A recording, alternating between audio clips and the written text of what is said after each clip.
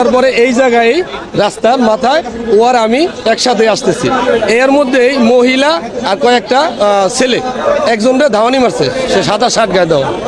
ধাওয়ানি দেওয়ানে সে ওই দৌড় দিছে, ওই ধরনের স্যান্ড বাইর করছে, ওই ছেলেটা তো বাঁচার লাগে দৌড় দিছে, তখন ও আমার কাছেই, ও হঠাৎ করে পিছ দিয়ে দৌড় দিল,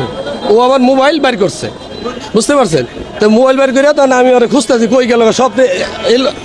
আলজল লেগে গেছে গা, যে কি ব্যাপার ঘুমনে কি হইলো, কেরা ওই যে স্যান্ড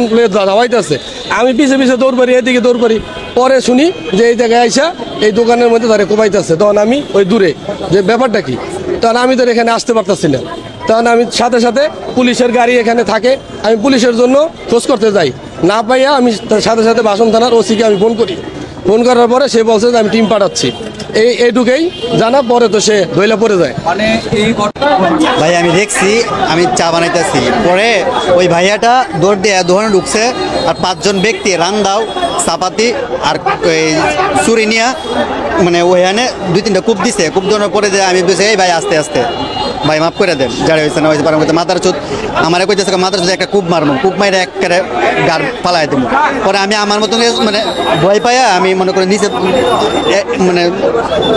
থমকাই গেছি আর কি। পরে কি হয়েছে ভাই আমি আর মনে করেন যে আমি আর 5 মিনিট পর্যন্ত গেলে ওই হ্যান্ডে গেলে মানে বসে আসলাম, মানে পরে কি হয়েছে আমি আর কিছু কই যাতাম না বড় ভাই। বিষয়টা কিভাবে নিব ভাই, আসলে আমরা দেখিও পুরো আতঙ্কের ভিতরে আছি, যেমন একটা ঘটনা এইভাবে চৌরাস্তার ভিতরে ঘটছে, কারণ সাধারণ মানুষও চলাফেরা করতে আতঙ্কের ভিতরে থাকে, যেমন সে নাকি পেশাগত একজন সাংবাদিক, সে ওই দিকে থেকে দৌড়ে আসছে আত্মরক্ষার জন্য, এখানে আইসে, এখানেও তার রেহাই পাইল না, শেষ পর্যন্ত তারা খুনেরা তাদের খুন কইরা চলে গেছে। আসলে এরা তো সঠিক তদন্ত কইরা যারা এটার সাথে জড়িত ছিল তাদেরকে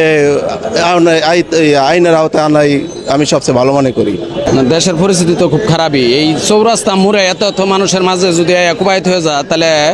মানুষের তো জীবনের কোনো নিরাপত্তা নাই, যে কেউ যে কোনো জায়গায় কুবাইতে পারে। ভাই নিশ্চয়ই এটা খুব খারাপভাবে দেখার বিষয়, কারণ আমরা তো এরকম বাংলাদেশ চাই না, যেহেতু মনে হয় যে কোনো গার্ডিয়ানহীন একটা বাংলাদেশের মধ্যে বসবাস করতেছি, যেখানে আপনার একজন মানুষ আপনার যে প্রকাশ্যে খুন করে চলে যায়, ঠিক আছে, আমরা তো মানে শুনেই এটা হচ্ছে মানে মেনে নিতে পারতেছি না, একজন মানবিক হিসেবে, একজন সাধারণ মানুষ হিসেবে এটা কখনো মেনে নেওয়া যায় না, ঠিক আছে। মানুষ পশুরা কখনো পশুর মতো এরকম ধরনের কাজ করে না, এটা দেখে আমরা খুবই মর্মাহত। আসলে আমি তো যদিও পুরো ঘটনা দেখি নাই, কিন্তু চৌরাস্তার মতো এরকম একটা জায়গার ভিতর তাও প্রশাসনের ব্যর্থতা তো আছে, প্রশাসন অবশ্যই ব্যর্থতা, বড় ব্যর্থতা আছে। তাও জিনিসটা এমন না যে কয়েক সেকেন্ডে করছে, জিনিসটা মিনিমাম তো কয়েক মিনিট কোপানো লাগছে, মানুষজনই বলতেছে যে একদম মৃত্যুর নিরাপত্তা, একদম নিরাপত্তা চাই।